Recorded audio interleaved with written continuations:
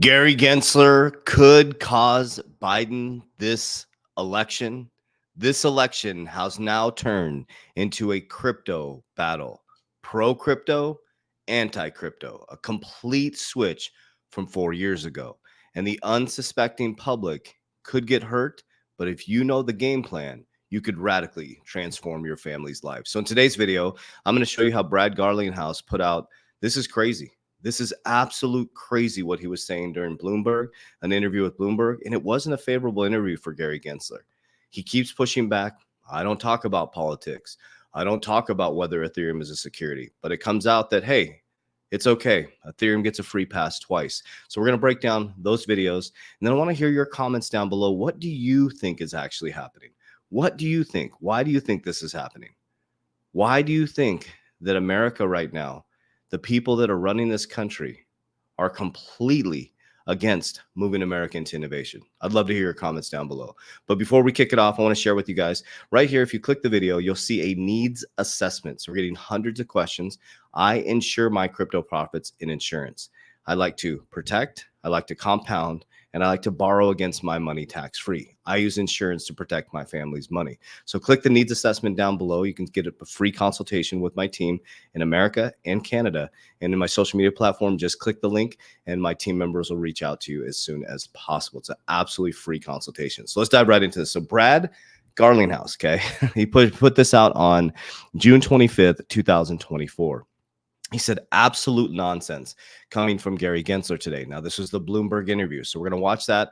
I'm going to show you another clip, and then I'm going to take you back to when Patrick McHenry from Congress was drilling him around Ethereum. This dude will not answer questions. He just keeps saying, I'm here to protect investors. I'm here to protect investors. I'm here to protect investors. Then protect investors. Every other country is moving towards innovation. Ripple, XRPL is up and running on regulated exchanges with regulatory clarity all over the world. America is one of the greatest countries in the world that has some of the most innovation, has some of the greatest talent, is one of the most wealthiest countries in the world. There's something else going on that we can't see, and there's a reason why they don't want us moving into this new monetary system. And I believe it's because since the Federal Reserve was created in 1913, the dollar's collapsed 97 to 99%. They're here to balance out the job markets and money supply. So think about that. I think they got caught with their pants down when the tide came out and everything's about to get exposed. So he says absolute nonsense coming from Gary Gensler today. And this slander about all crypto executives going to jail, that's referring to Brad as well, right?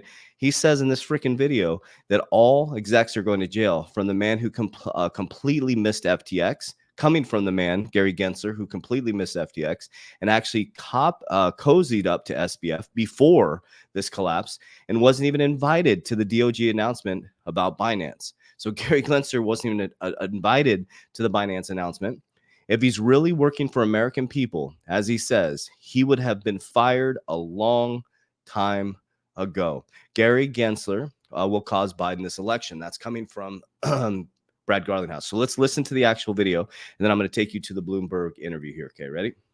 This is a field that the leading lights from a couple years ago are either in jail, about to go to jail, or waiting extradition. Think about it. This is that field. That's the field right now where the public has really been harmed. And there's significant non-compliance in the field. Significant non-compliance in the field. But as Brad Garlinghouse says, Gary Gensler was cozied up to SBF before this. He met with SBF. Ripple worked to cooperate with the SEC, but they were the one that got the case initiated against them. They're the most well-run company in the ecosystem. They've had to spend $200 million on fighting the SEC since 2020, and Ethereum gets a pass by Bill Hinman and then gets another pass again just recently. Guys, this is crazy. This is wild what's happening in America, okay? Now, this is the actual interview here. I highly recommend, this is another clip. I highly recommend you go watch the whole Bloomberg interview. It is, it's cringe, man. The whole thing is cringe. It's like the whole time I'm just like, this lady does a really good job of pushing back on him. She keeps drilling him on crypto. He doesn't want to talk about it. It's like, listen, crypto is the biggest topic.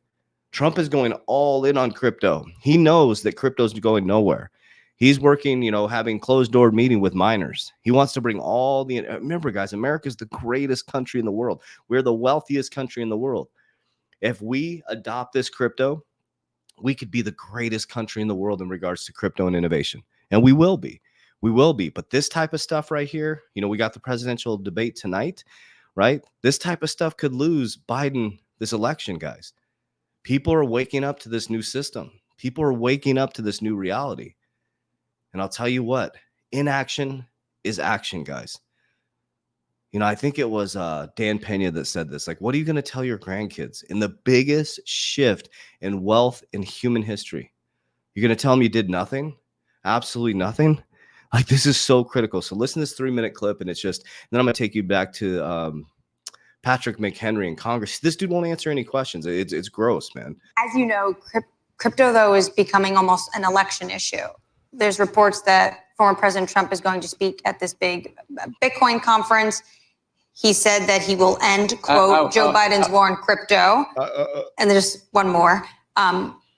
It's become such a big deal that Mark Cuban has actually said that you, Mr. Gensler, could, quote, literally cost Joe Biden the election. What's your response to this? I'm going to be easy with you, Anne-Marie. I don't speak about elections. You don't speak about anything. You don't speak about crypto. You don't speak about whether Ethereum's a security in front of Congress. But then you just blast us with saying, "Oh, we're not going after Ethereum."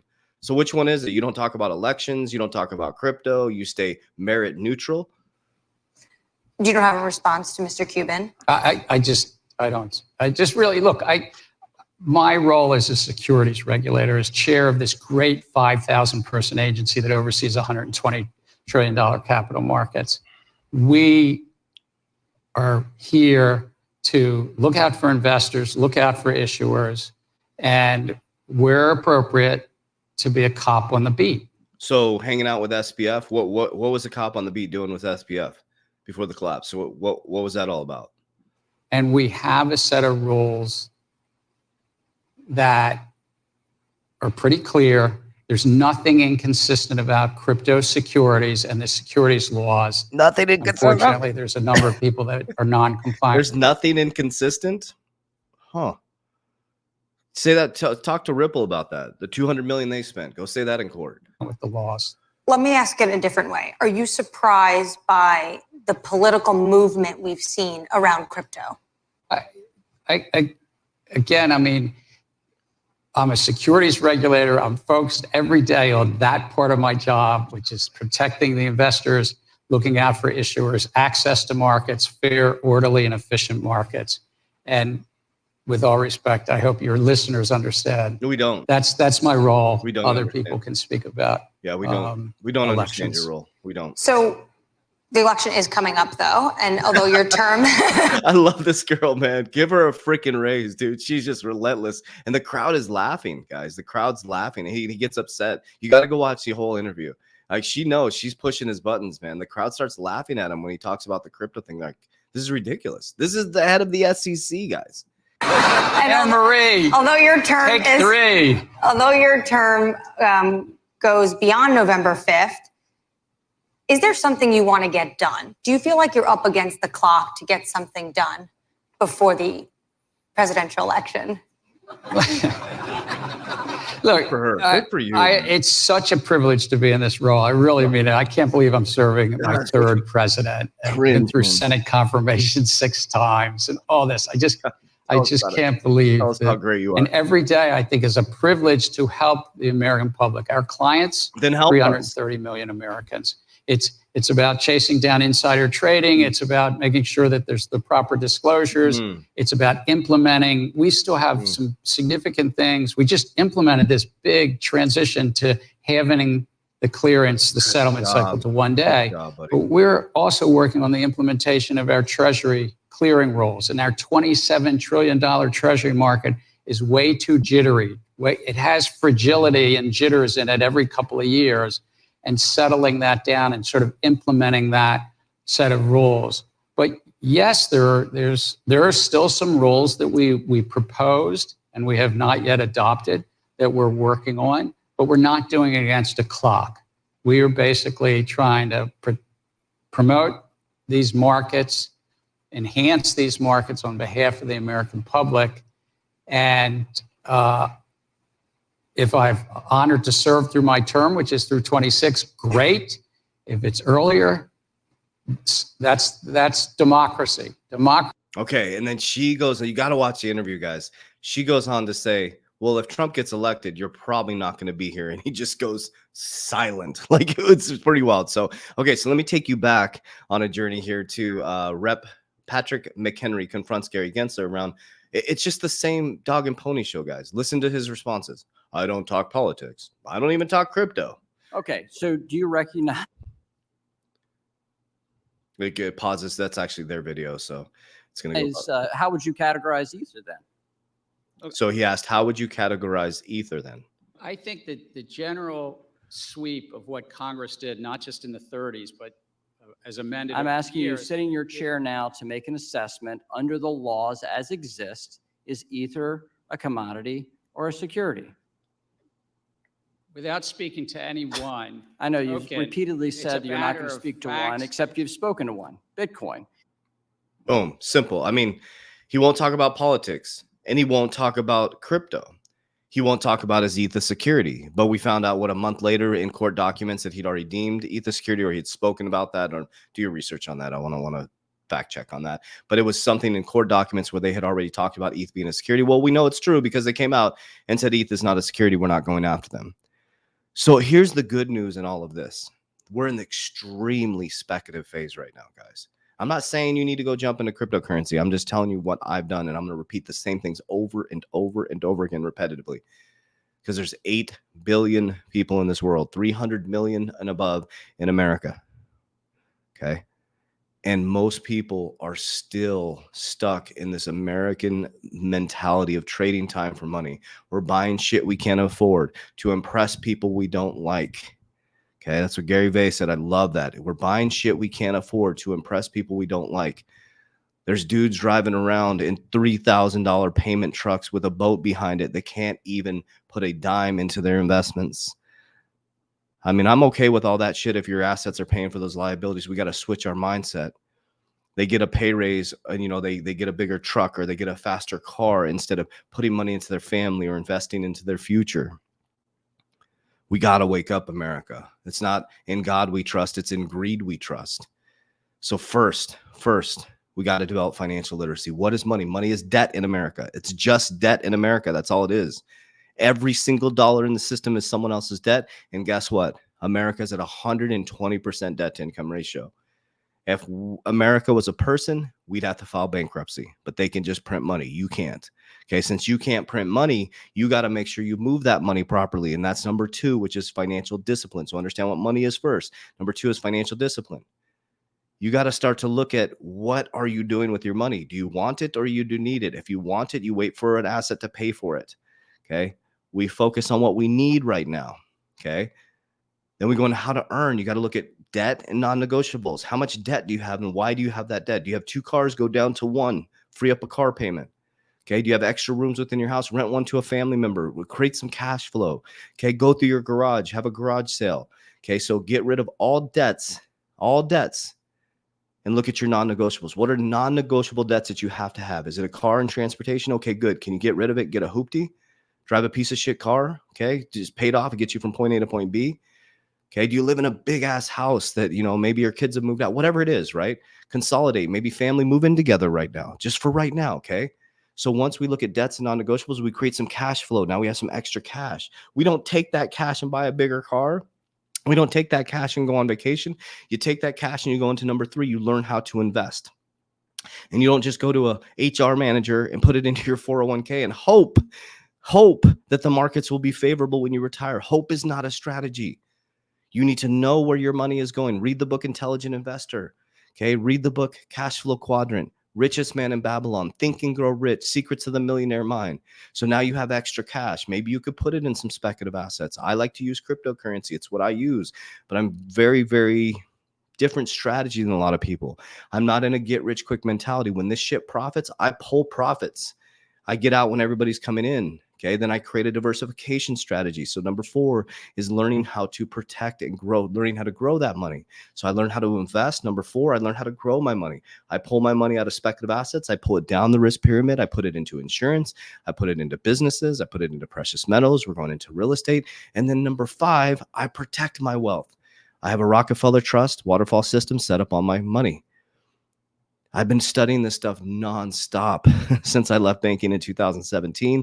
And after I lost my money, and being honest with you guys, for the 3rd time in 2020, when the C word pandemic shut us down, it pissed me off because I was in a vertical strategy.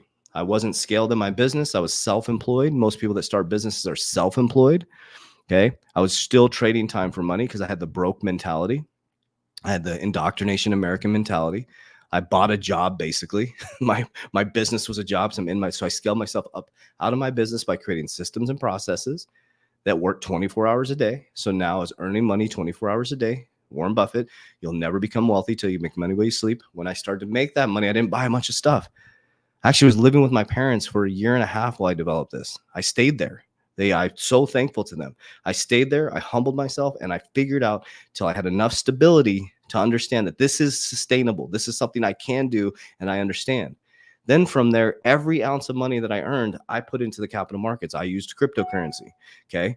When cryptocurrency was mooning, when everybody was like, I'm going to get rich, I'm going to buy a Lambo, I'm going to do all this stuff, I started taking that money, profits, boom, I pulled it down the risk pyramid. I diversified into insurance. I expanded into more businesses. I got into more business to create more cash flow. And as that cash flow came, I just kept putting it back in the capital markets when everything collapsed from 2022 to today.